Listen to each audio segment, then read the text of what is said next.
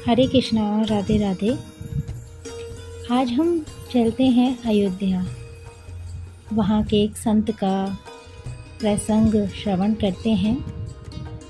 श्री अयोध्या जी में कनक भवन एवं हनुमानगढ़ी के बीच में एक आश्रम है, जिसे बड़ी जगह अथवा दशरथ महल के नाम से जाना जाता है। काफ़ी पहले वहाँ एक संत रहा करते थे, जिनका नाम था श्री राम प्रसाद जी। उस समय अयोध्या जी में इतनी भीड़ भाड़ नहीं होती थी, ज़्यादा लोग नहीं आते थे। श्री राम प्रसाद जी ही उस समय बड़ी जगह के कर्ता धर्ता थे।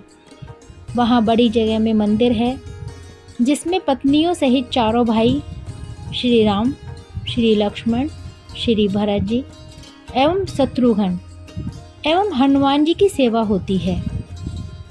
चूँकि सबके सब फक्कड़ संत थे, तो नित्य मंदिर में जो भी थोड़ा बहुत चढ़ावा आता था, उसी से मंदिर एवं आश्रम का खर्च चला करता था।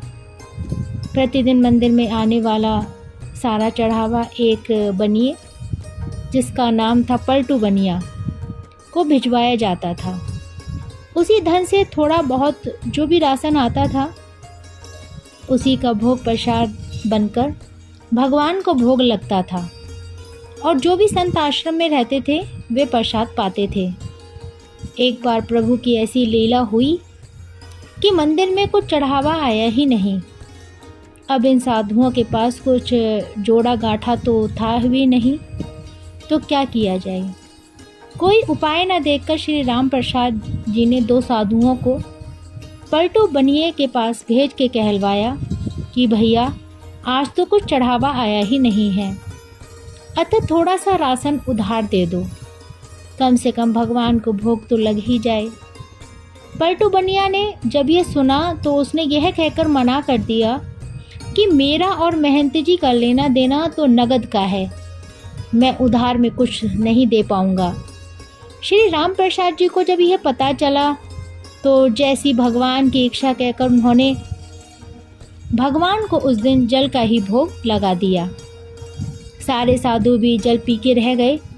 प्रभु की ऐसी परीक्षा थी कि रात्रि में भी जल का ही भोग लगा और सारे साधु संत भी जल पीकर भूखे ही सोए।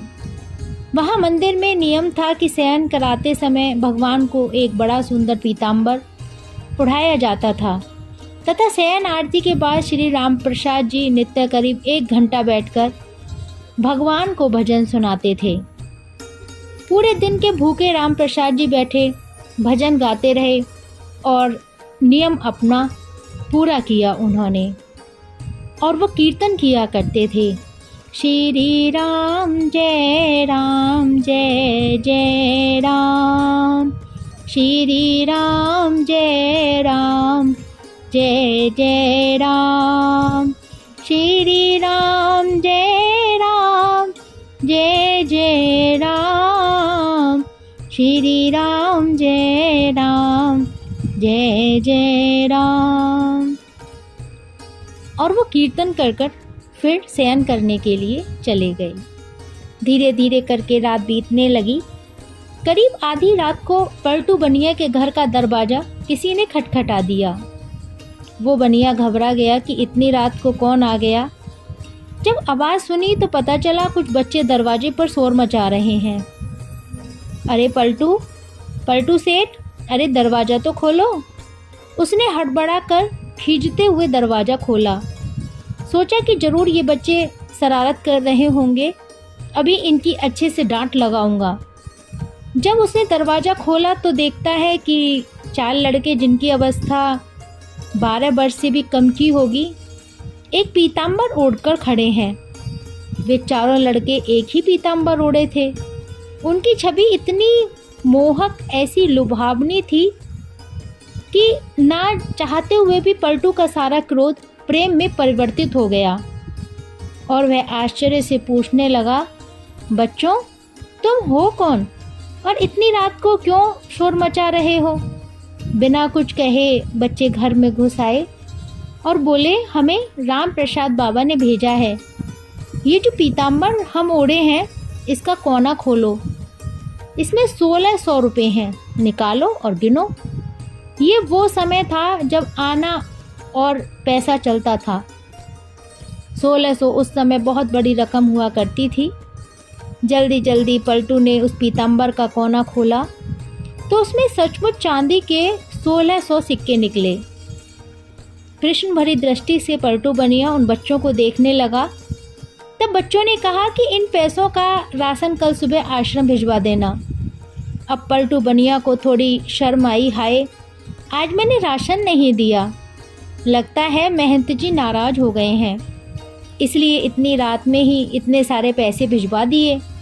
पश्चाताप, संकोच और प्रेम के साथ उसने हाथ जोड़कर कहा, बच्चों मेरी पूरी दुकान भी उठाकर मैं महंत जी को दे दूंगा तो भी ये पैसा ज़्यादा ही बैठेंगे।